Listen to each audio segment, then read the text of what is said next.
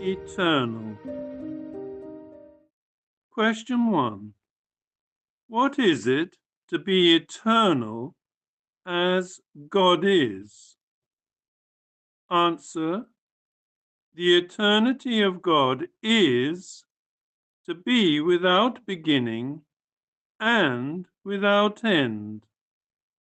Psalm chapter 90, verse 2. From everlasting, thou art God. Question 2. How doth God's eternity differ from the eternity of angels and human souls? Answer. It differs in two respects.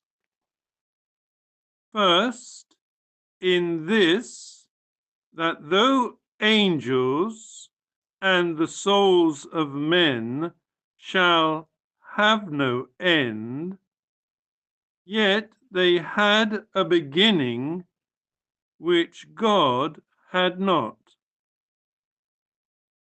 Secondly, our eternity is by gift from God or by his appointment.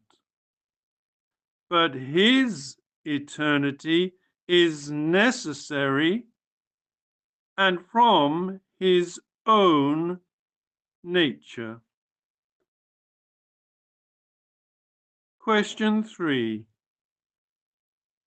In what sense is the covenant called the everlasting covenant? Answer. The covenant is called an everlasting covenant. 2 Samuel chapter 23, verse 5. Because the mercies of it conveyed to believers as pardon, peace, and salvation are mercies that shall have no end.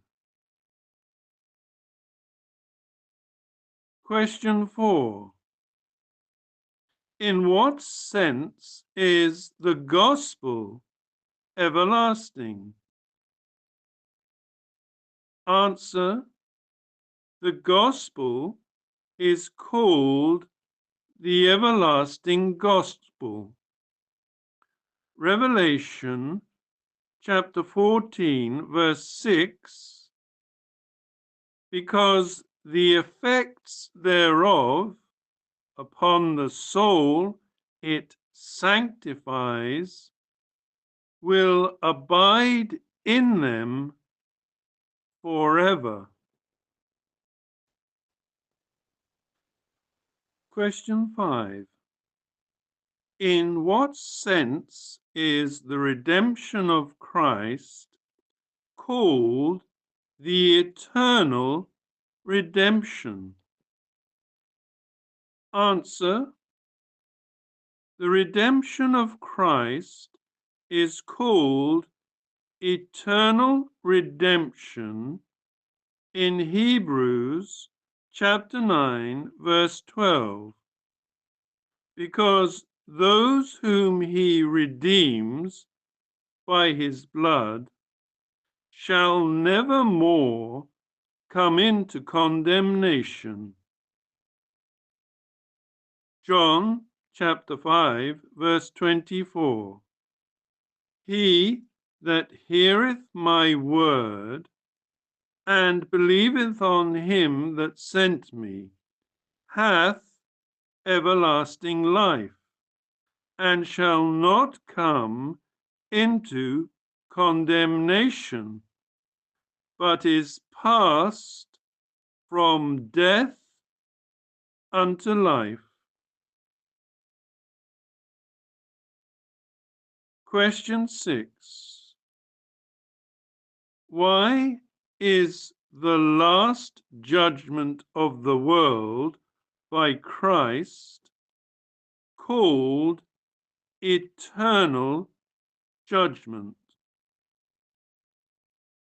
Answer: the last judgment is called eternal judgment, not because God judged men from eternity, or because the day of judgment shall last to eternity, but because the consequences of it will be everlasting joy or misery to the souls of men. Therefore, it is called eternal judgment.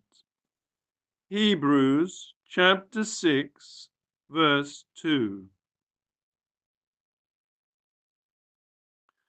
Question 7.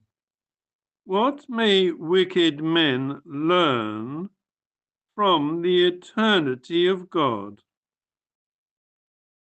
Answer: hence, wicked men may see their own misery in the perfection of it, that they will have an eternal enemy to avenge himself upon them forever in the world to come.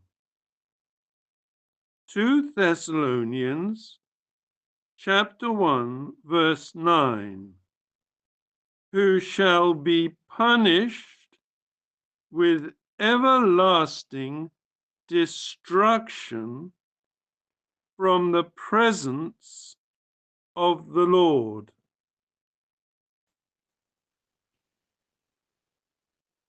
Question 8.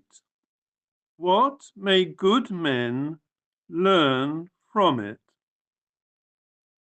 Answer: that their joy and happiness will be perfect and endless, who have the eternal God for their portion. Psalm chapter 16, verse 11. In thy presence is fullness of joy. At thy right hand there are pleasures for evermore. Question 9. What may all men, good and bad, learn from it? Answer: all men may learn three things from the eternity of God.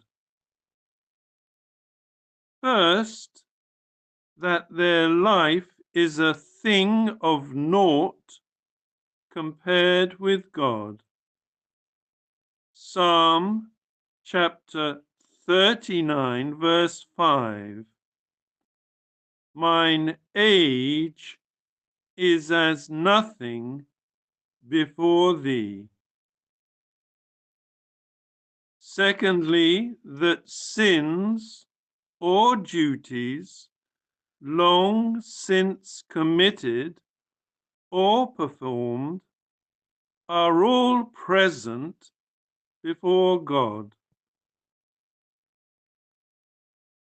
Thirdly, that God can never want opportunity to do his work and carry on his designs in the world.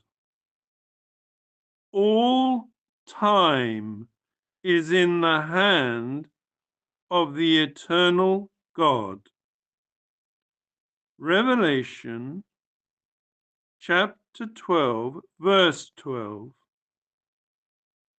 The devil is come down unto you, having great wrath, because he knoweth that he hath but a short time.